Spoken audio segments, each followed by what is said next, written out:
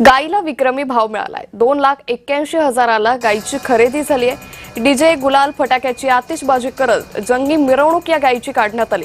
राहुरी येथील जातिवंत गाईला 2,81,000चा भाव मिळाला।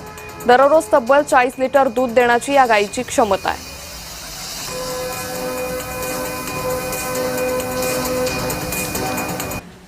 ही सरासरी 24 महिन्याची कालवड आहे। 24 महिन्याची कालवड आहे। तरुण व्यवसायाला माझं एकच म्हणणं आहे का तुम्ही मन लावून जर व्यवसाय जर केला तर 100% परवडतो।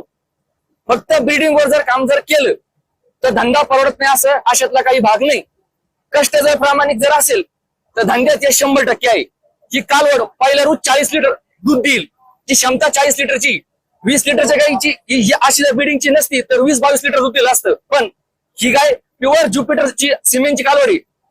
ही 40+ दूध देणार एवढी आम्हाला गॅरंटेड खात्री।